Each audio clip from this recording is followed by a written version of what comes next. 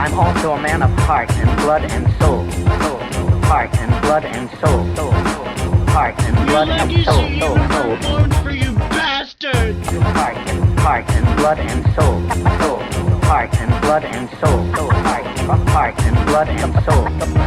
God, I love you. Hello and welcome to Devotee, the show where we talk to the creators we love about the stuff that they love.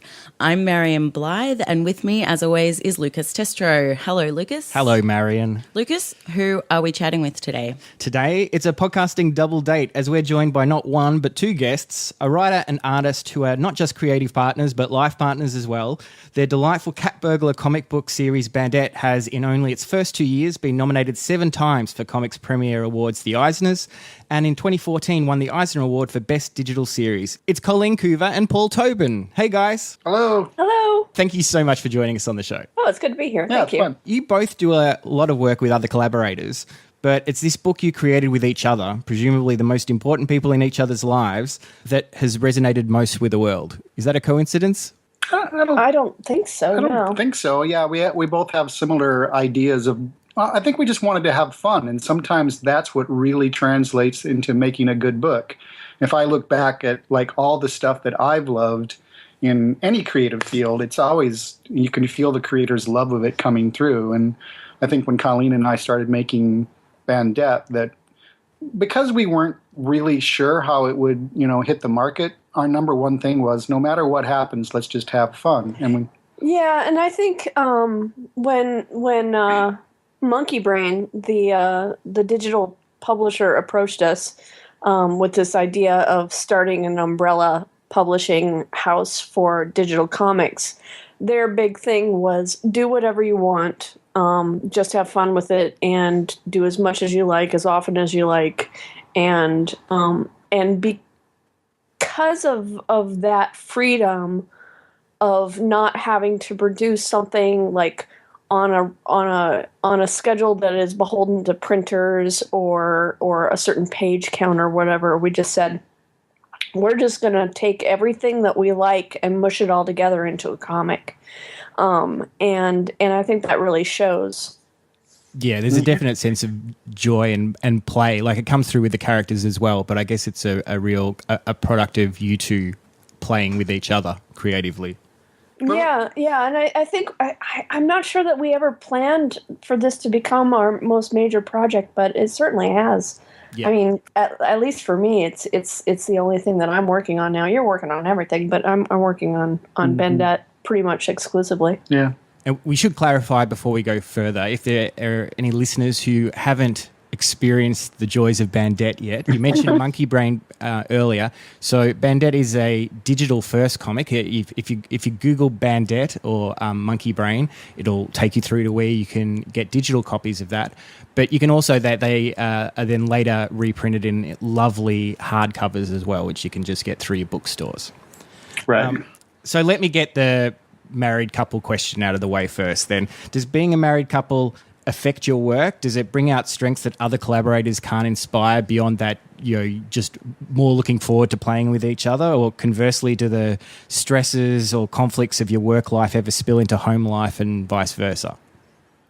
The collaborative process really isn't any different for me than any other creator or artist I work with. I still just do a complete I don't like anybody to look at my scripts or influence me in any way whatsoever. If Colleen walks into the room and I'm writing Bandette, I literally just hold up a hand and she just turns around and walks back out. Yeah.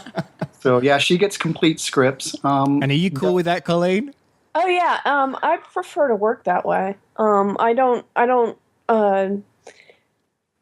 think it would feel weird to be sort of a co-writer, although I mean sometimes when I read the script I'll be like sort of a de facto editor of the script. I'll say, hey, you missed something here, or this reads kind of weird, so we should maybe tweak that a little bit, but I do think the one thing that we have an advantage of over other collaborators that we work with is that we having worked on other projects together for so long and knowing each other so well, we have almost a shorthand of of what we can do, and so he'll write stuff that's specific to my understanding, where he would have to explain something a lot more to somebody else. I think that's really the only advantage. Yeah, the huge advantage for me of working with Colleen is that she's basically my favorite artist. So. And you're one of my favorite writers. Oh, whoa! I gave favorite, and you gave one of favorites. Wow. And so, how long had you guys been together before you started working together?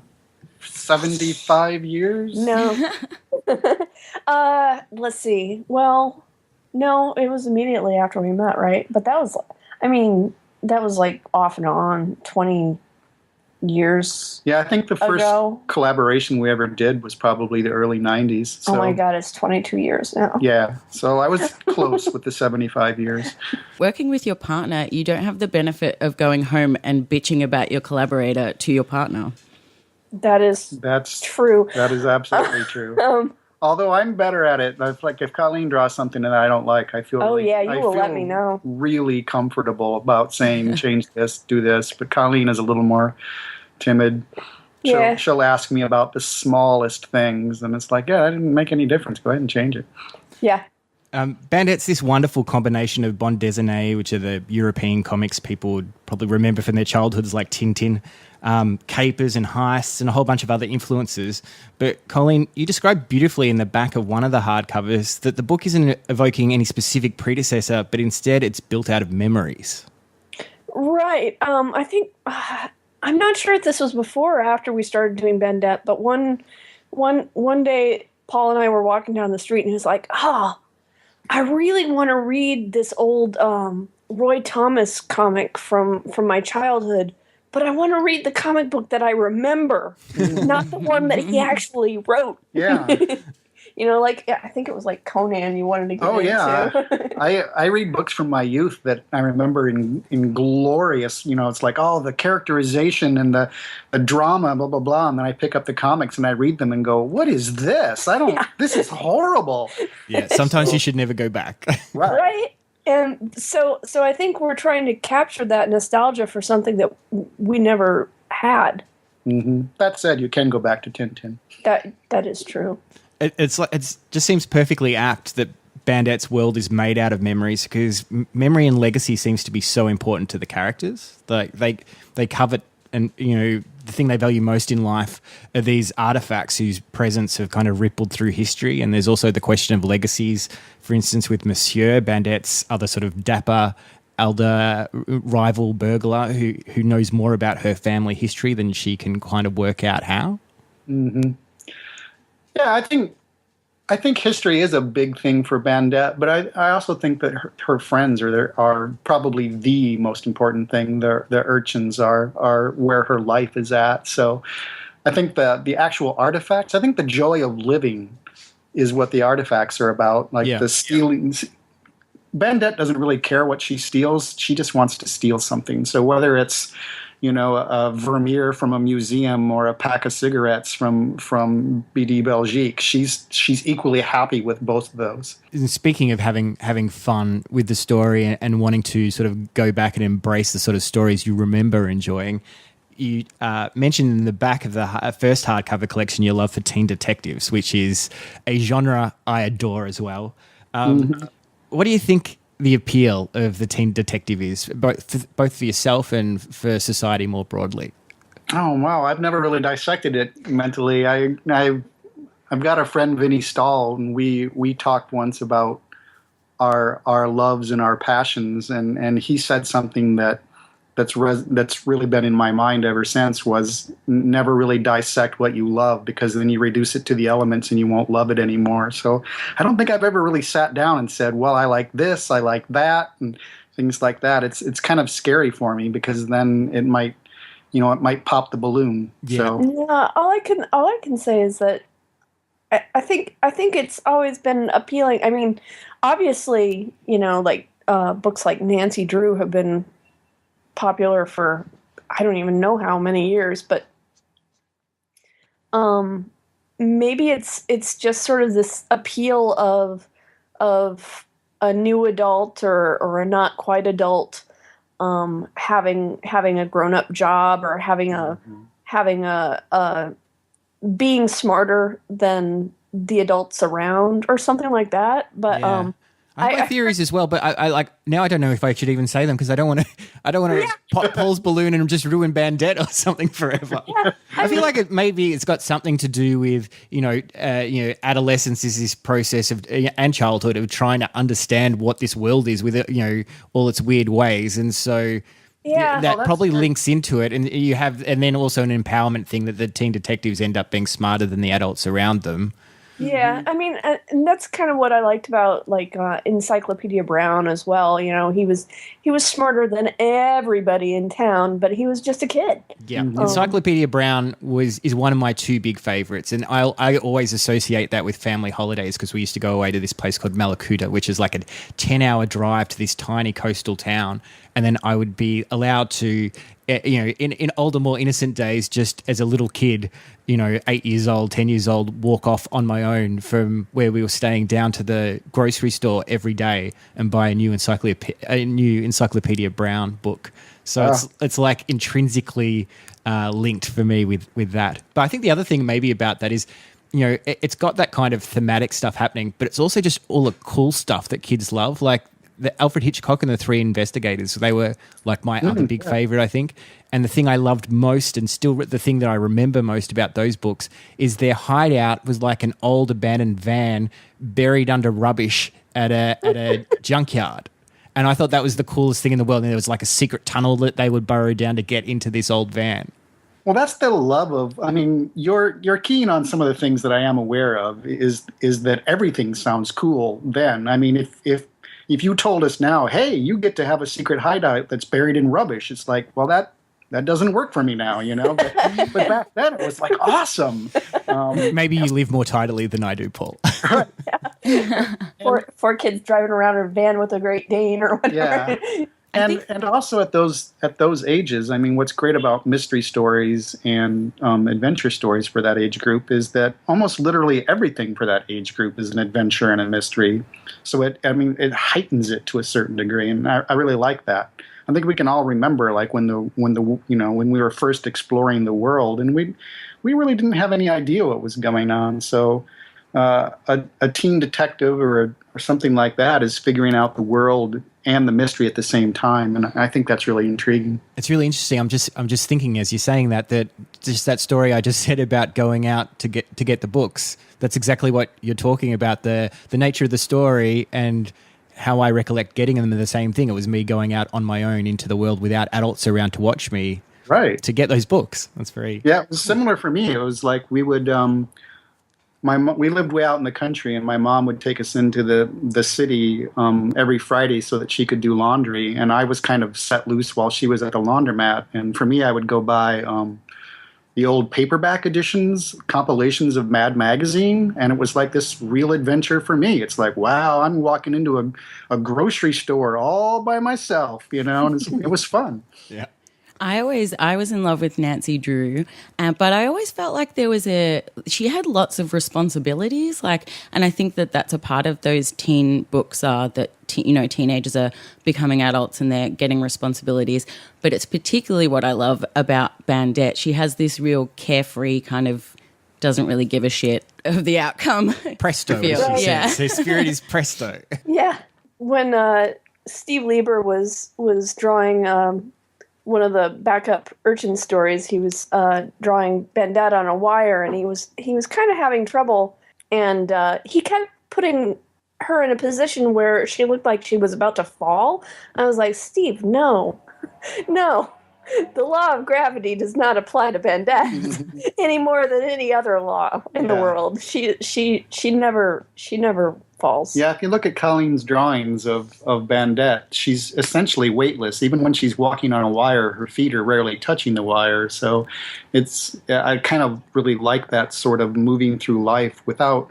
Bandette is not only not afraid of falling, she just doesn't really even have any concept of falling. And that's not just how she walks across the wire, that's how she lives her entire life. And that's important for me to have that inner character. And I think it's important that it's not that there's not any danger.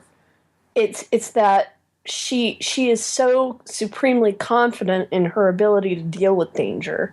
That's her her big thing. It's that she just doesn't care. She cares. She cares, but she defies it. Yeah. I think you're absolutely right that the dominant mood that you get from Bandette, I think, and like its greatest creative achievement, I think, is its lightness of tone. Both, it's created by the dialogue, but also the layouts, and maintaining that breezy nimbleness and sense of freedom over a long page count can't be easy. It's a real achievement in pacing. How do you approach pacing as you're creating the story? Is it something? Well, like, is it something you consciously think about, or is it just an unconscious thing? You just feel the spirit of the story. I've never consciously thought if I consciously think of it.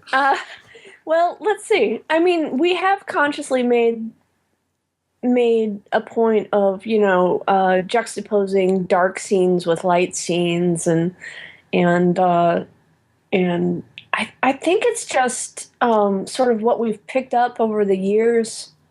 I feel like, particularly for you, Colleen, it must be something that you're thinking of, whether consciously or it's just unconsciously, as you say, developed through experience now. But even, those choices of how wide you make a frame, for instance. Right. It's like a filmmaker. Yeah, well, actually, I've restricted myself to a strict 3-tier layout. Every page of Bandette is done in 3 tiers. So, which is restricting, but it's also very liberating. So I don't need to sit down at a page and design it from scratch. I already know how it's going to be, how it's going to be structured. And then I have to figure out, well, if I've got this big, expansive scene, then I'm going to need to consider having that be an entire tier and then fit all the rest of the action on that page into panels of various sizes. So sometimes it's just a matter of figuring out what size each panel needs to be. And then also, I find a page that has a lot of repeat images, like the same size headshot or whatever, to be really boring. So I very consciously avoid that. Unless there is storytelling a narrative purpose, yeah.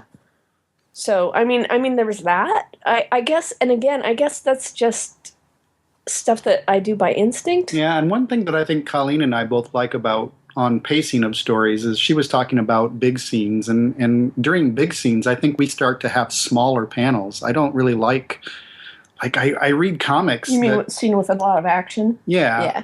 I read comics and like so many artists and writers, when they get to like a fight scene or something like that, or something really dramatic, they're suddenly doing splash pages right and left. And I think that actually screws up their pacing. Yeah. Where like big scenes and action scenes to me are I like them to be more intimate, where you can really see some pacing. Yeah. So like if there's a scene where it's like, take a breath, look out over the horizon. That's going to be a big panel. That's going to be an entire tier. If it's going to be punch, punch, punch, punch, punch, it's going to be little panel, little panel, little panel, little panel. Mm-hmm. One of the really unique things about the book's voice is that you bring like a formality to the language of Bandette, to her dialogue. That's the kind of thing I associate with maybe someone speaking English as a second language, or maybe subtitles on some older movies. Mm-hmm. Yeah, that's very conscious. I want Bandette to feel like a amateurly translated French book to a certain degree. And I think it's just sort of a, and it puts such character in her. It's a different character that you can't really see. I mean, it's who she is, and while I said I'd like Bandette to sound that way, I don't necessarily mean the book as a whole, but just the character herself. Yeah, you're right. It's just her. The others tend to speak in a much more familiar dialogue, which I guess is also an interesting thing in separating her out from everybody else as far as her worldview, how she's not quite of the world, even though it's a very European feeling comic. And it's That's very, an it's astute very, observation. it's very endearing as well. Like you can hear her voice very singularly in your mind. We could talk about Bandette forever, but we're here to talk about creators or works that you guys are big fans of as well, and you've chosen two for us. So who or what are they? Maybe we'll start with Colleen. I reckon we should just get them both Oh, out. get them both. Let's do them both because they kind of link in an interesting way. All right. So I chose the films of Audrey Hepburn. I think specifically Charade and How to Steal a Million and Roman Holiday. And Paul? I chose Impressionist art, and I should mention that my view of Impressionist art is probably not as pure as some people, so it stretches into a few more art forms. We'll get into that in a second. Yeah, I'll screw it up later. Two things immediately strike me when I think of this. First, Audrey Hepburn and the Impressionists is an amazing name for a band. Oh, wow. Yeah. Second, if I had to write down the recipe for Bandette, Audrey Hepburn, fine art, and heist capers would pretty much be it. Pretty much, yeah. That's a lot of the elements. I mean, that's what we were talking about earlier when we said that when we were coming up with what we wanted to do with Bandette, it was sort of an amalgam of just everything that we loved kind of jammed in together, and it's like, stir it up a little bit and then start to make sense of it. So yeah, these are strong elements that have gone into it. Colleen, one of my favorite quotes from The Virgin Suicides, the Jeffrey Eugenides novel, I don't know if you've read that, but at one point he describes a character saying, quote, "She held herself very straight like Audrey Hepburn, whom all women idolize and men never think about," which I think makes her kind of the female equivalent of Boba Fett. What's her appeal? What's her appeal to you, Colleen? Like Boba Fett and Audrey Hepburn? Well, look, the ladies in this podcast might be an exception to that, but certainly growing up, I often found that guys around me, and me included, would be obsessing about Boba Fett in a way that a lot of girls are like, "I don't get what you're talking about. Who is that again?" What's Audrey Hepburn's appeal for you, Colleen? Well, I think it's sort of her, well, for one thing, she was just extraordinarily beautiful. And Both in visual and character. yeah, and she held herself as that description makes out so well and so gracefully. Of course, she was a ballet dancer, but and yeah, she was a great woman in life as well as in art. But the characters that she portrayed, and especially in those three movies, were I hesitate to bring up the magical pixie dream girl. Because I really kind of like magical pixie dream girls, and I'm not interested in getting into a big discussion of the benefits or detriments of that type. But she is sort of the proto that. Yeah. She in Roman Holiday, she's acting irresponsibly, forgoing her duties as a princess and running off with this dude, sort of naively, like, hey, this will be fun. I'll just hang out with this middle-aged dude, and run around Rome and get my hair cut. And she just looked cute as anything in that movie. And in Charade, she has lots of class and style, and she's hanging out with Cary Grant, but she goes from being sort of flirtatious and capricious to being terrified and then back again, and just at the drop of a hat. But really, and especially as relates to Bandette, How to Steal a Million is like, that's my go-to in my head. It's like, that is as close to reading Bandette to me, or as close to watching a movie of Bandette as is possible at the moment, is watching How to Steal a Million with Audrey Hepburn and Peter O'Toole. For me, it's watching Amelie. I love both of those films, but I particularly love How to Steal a Million. But wow. Audrey, style icon doesn't even cover it. She's the sharp lines, and Givenchy was obsessed with her the tailored outfits, classic design. She's got a very mod feel, like especially that. when you look at How to Steal a Million. I just saw for the first time last night, and it's staggering. A couple of the outfits she wears when we first see her in a car in a kind of white. I don't know whether it's like a helmet hat and goggles, and I don't know if it's a driving hat or if that's what she would also wear when she gets out of the car. And then later we see her looking amazing in a bar when she's being a bit undercover for a meeting in a bar with this black lace visor on. Yeah, I can't work out, was that visor ever fashion in that period beyond that, or was that specifically just something that Audrey Hepburn wore at that moment? I don't know. I mean, I know that like veils were occasionally used to very high fashion purposes, but yeah, that was amazing. And I think if there was a person now who sort of recaptures even a little bit of that, and I haven't seen her films, but Lupita Nyong'o reminds me a lot of Audrey Hepburn in the way she in her style and the way she holds herself in public and the way she speaks. She just reminds me a lot of that same sort of class and grace and youthful beauty. The other amazing, thing about the sort of spirit of How to Steal a Million that I can certainly see the link to Bandette is that sense of class, as you say, that Peter O'Toole's character, how does he call himself? He calls himself a society burglar is how he introduces himself. Of course, that's not true. An interesting thing about all three of these films, they're all films centrally involving men lying to Audrey Hepburn about their intentions. I don't know what's to be seen in that. But we first meet Peter O'Toole doing a break-in in a tuxedo. Yeah. I hadn't really put that together, but you're right.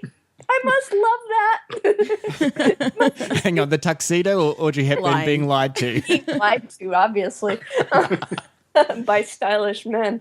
Yeah, and Peter O'Toole is a real a visual inspiration, and probably a conceptual inspiration for me for the character Monsieur. Not in a romantic way, of course, with Bandette, but just the sort of the height and I always think of him in his later years because that's more the movies that I'm familiar with him. But he's got that sort of long, lean sort of way of holding himself. So Peter O'Toole is a big deal. Big deal. I feel like that's one of the really sad things about what's changed in, particularly film, reflecting, our sort of more, I don't know, cynical or realistic understandings of the world as time has gone on. That bad guys in films, thieves in films these days tend to either be like just computer hackers, or we've had the rise of the kind of very classless gangsters who will go around in tracksuit pants, and it's more about how unclassy they are, and we've lost that element of the debonair cat burglar as our bad guys. Yeah, it's true, and I love that. I love the style of it and the fashion of it, and that's the allure of it. So let's go. We'll do a little bit of a dance back and forth here, but we're talking about How to Steal a Million, and it seems a perfect segue across because fine art plays very prominently through that film. It's set in the world of art galleries and fakes and attempts to steal works of art, which brings us across to your pick, Paul, of the Impressionists.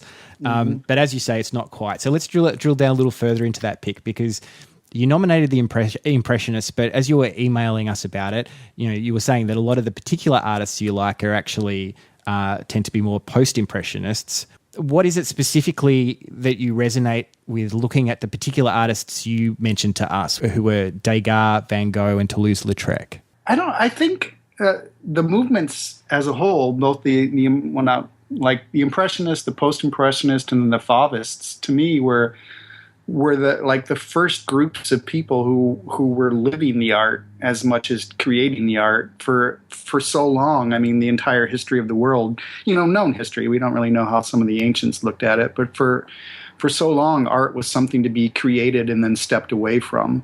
Whereas the Impressionists, for me, were the first group that said that was their life, that they were going to, even though the paintings were curated, they still live within the paintings, and what they were trying to, portray wasn't necessarily, look, I've painted this person. They painted what it was like to know that person, what it was like to be in their presence, what it was like to, see a field of water lily or some water lilies, or what it was like to witness the sunlight. Not to say, I beautifully, portrayed this in, intricate detail, but what it felt like to be there. So to me, it was about, even though I love so many of the paintings, it's the lives of the curators they were the first group of curators that to me were living lives rather than just, and I don't want to say that art before it was necessarily bad, but it was something that you would produce on a sort of, you had your patron and they wanted, a portrait of their daughter that looked noble, and then they would put it on a wall and, shake hands and goodbye. But the Impressionists, there's something about a group of people who, if you walked into their studio, they would have 200 paintings that they knew nobody wanted, but they didn't care because they needed to paint them. And that I have a deep love for that. And Degas, obviously, he was a little more, he captured, line a little bit better, or, the realism, I guess I should say, rather than someone like Van Gogh. Van Gogh is a guy, you could look at 10,000 paintings by Van Gogh, or look at 10,000 reproductions, I should say, and never understand Van Gogh. But then if you stand in front of one of his actual paintings, you start to understand. And that was something that I learned some years ago. Colleen and I took a trip to Paris. We stayed in Paris for 3 weeks. And I have to say that, like, at the time, Toulouse-Lautrec, as far as that time period, was by far my favorite artist. And Van Gogh would have been negligible on the list. And then we went to Musée d'Orsay, and I went right for the Lautrecs because he was my favorite artist. And I spent maybe a minute looking at the Lautrecs and realized that when you look at a reproduction of a Lautrec drawing, you're seeing the Lautrec drawing. And then I was kind of walking past the Van Goghs, and then I just stopped and realized that when you see a reproduction of a Van Gogh, you're not seeing one of his paintings at all. It doesn't translate into a two-dimensional form. And you can see the madness and the life of his actual paints when you're looking at a painting. And he became the real artist for me. So while I would still say that Toulouse-Lautrec and Van Gogh are maybe my two favorite artists, Van Gogh is probably for the paintings, and Toulouse-Lautrec is more for the life he led, which became important for me. That's I think a valid way of looking at art, because Lautrec put it in his art. It's interesting that when you say, like, you're almost as interested in the lives of these people inspiring you as the works, because that's something, Colleen, you also talk about in the back of one of the Bandettes about Audrey Hepburn, that it's much more than her on-screen persona that inspires Bandette. Right, yeah. I don't know a lot about her life, but I do know, that she was dedicated. She was a dedicated philanthropist and humanitarian, and that there's something admirable about a woman who goes from living in occupied, I forget, did she live in Belgium or France when she was a girl? Anyway, I think she was born in Brussels. And, yeah, but then she was living in Holland during the war. Right, and she goes from helping the resistance under occupation to becoming a spokeswoman for UNICEF, and a very effective one. And yeah, it's something about that, about her dedication to that. She certainly never let go of that in her life. So yeah, that's just really beautiful. And she did just bear herself with a lot of class and style, and that's something to admire as well. popping back to the Impressionism, it's one of the interesting little links I thought was that Degas and Toulouse-Lautrec were both sort of very interested in portraits of subjects at work. Degas is sort of famous for his, particularly ballet works, but also kind of nightlife and musicians in the orchestra pit in particular I'm thinking of here. That kind of links for me with Bandette in that there's such a strong grounding of the supporting characters' professional lives. Like there's always panels of the policeman Belgique working in his office, or Monsieur at his desk in the bookshop, Daniel, Bandette's would-be boyfriend and kind of the foremost of the kind of urchin characters picking up food to deliver, and the ballerinas practicing in their studio. And it's like, it's a little thing, but it makes the characters more real. It's like they have their own lives rather than just existing to abstractly pop up in Bandette's adventures when she needs them. Was that a deliberate thing you wanted to do, or is it just by osmosis? Oh, it's very deliberate, and that's why like the little 2-page urchin stories, 2 to 3-page urchin stories that we produce, or that I write and have other artists do. That's one primary reason they exist, is because, I mean, so often I read or watch a film, and it's like the lead character doesn't exist in a world; they just exist in a plot. And I wanted Bandette to exist in a world that when she's not there, still continues, still happens, still goes on. And that is something that, I mean, you mention it, and it's like that's one thing I liked about the Impressionist arts too, because like when I was talking about the prior art and the artist would walk away from it, so many of the earlier paintings, you felt like the subjects in them would walk away from it too. It's like you'd see a painting of a person, and it's like, well, what is their life? Well, their life is that they get dressed up in 17 layers of clothes and they sit very stiffly facing the camera. That's their life. Perhaps with a dog. Perhaps with a dog. Whereas the Impressionists, like you say, they would paint, like people at a fountain, people just exchanging, some guy with a hellacious hangover from drinking absinthe, and that to me speaks more about life and the environment of it. And it's important for me to, I mean, when I was talking about liking painters or creators for their lives as well as their works, it sounds like you maybe did a little research. I don't know if you ran across a woman named Suzanne Baladon, who's one of my favorite artists, but she's very, very unknown, really. But she was a part of the whole Impressionist era. She was a really good painter herself. I really like her painting. Her use of color and presentation is really wonderful. But she was also like close friends with Degas. She modeled for Renoir. She modeled for Toulouse-Lautrec. So she's this, an integral part of the whole society. Her son was like a major painter called Maurice Utrillo, whose paintings I despise. Is he's the not landscape, urban landscape? He did guy? urban landscapes, and they are just kind of boring, right? They are boring. They're the types of things that you expect to see in like the, $5 a painting sale type things. Yeah. They're just horrible, miserable things. But he was by far more successful than his mother, by far. He had a very successful career, whereas to me, she was the artist, and not only the artist of a great, amount of paintings, but a life, this really incredible life. Was she model for Manet and Monet, or I don't think she modeled for them. Like I think the primary ones were Toulouse-Lautrec. She's in a couple of his, and then Renoir. She did some with him. She was really good friends with Degas for decades, but I'm not sure if she ever ended up in one of his paintings.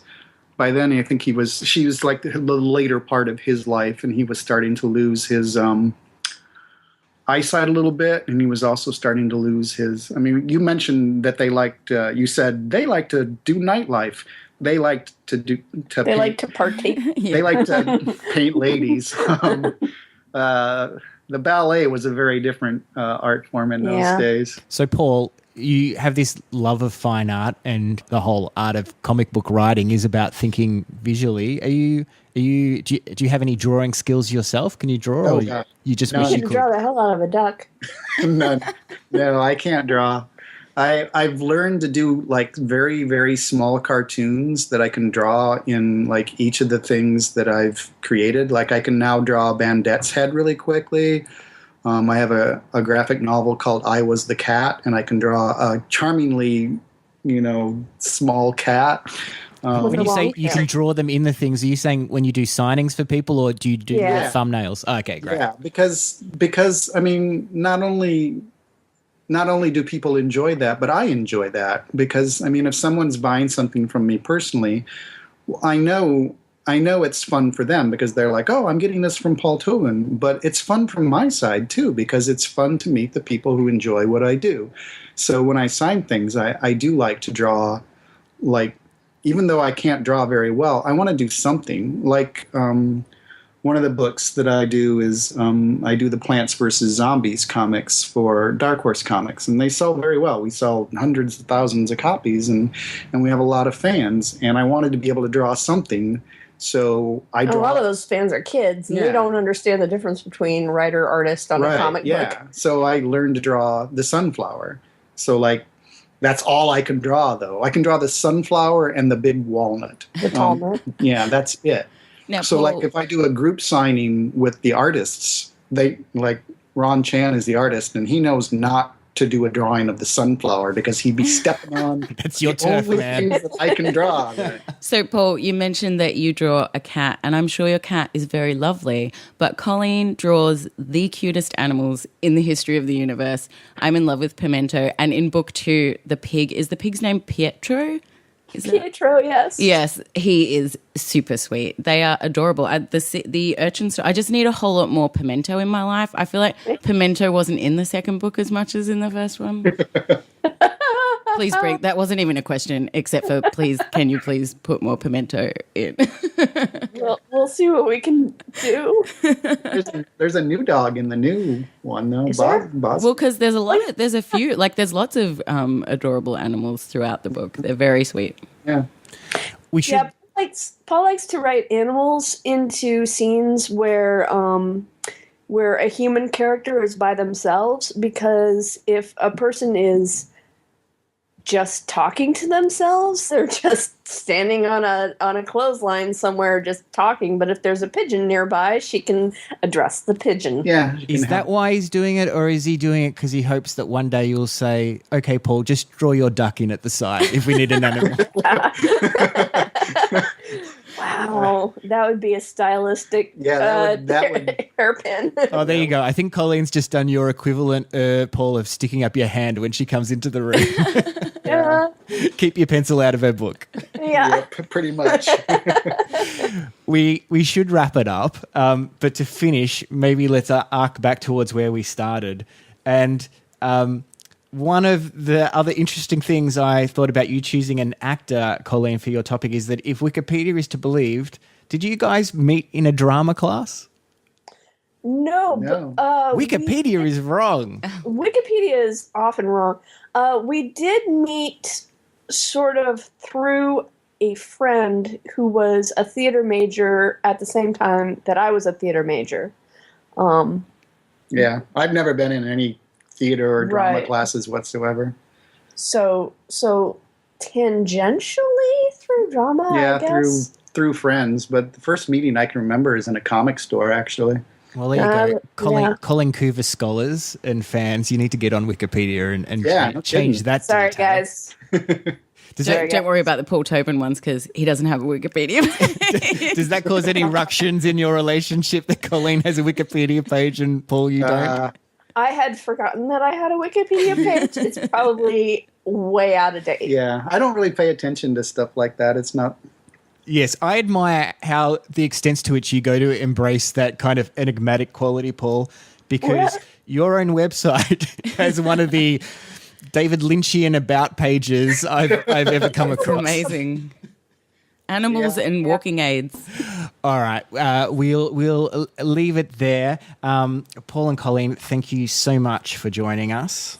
It was Thank fun. you for having us. It was a So real pleasure. where can people wanting to track down your work find you on the internet, and do you have anything you want to plug? Well, let's see. I think Twitter is where we're both mostly on. For me, it's Colleen Coover, at Colleen Coover, all one word. And for Paul, it's at Paul Tobin. He snagged that up. And Bandette is available online at a site called Comixology. And also, the hardcovers are available from your favorite online or local comics vendor. Yeah. And I should say about the hardcovers, because we talk a lot, we're interested in the creative process and the artistic process here on the podcast. And the back matter of both of those hardcovers are fantastic for the glimpse that they give you of both of your processes. You said there are script pages and there are long descriptions, Colleen, you give stepping through the exact process of how you get the final look of Bandette.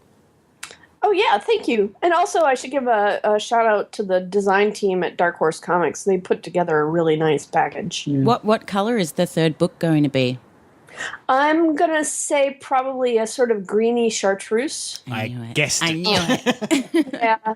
We all have the same design sensibility. There we go. Yeah. Pat ourselves on the back. Great. Well, go find Paul and Colleen at all of those places. And you can find us on Facebook and Twitter at Devotee Podcast. Or if you want, you can email us at devoteepodcast@gmail.com. So lots to check out there till we meet back here next month when another of our favourite creators will drop by to nominate their favourite thing, and we'll do it all over again. Bye. Bye. Goodbye. Bye.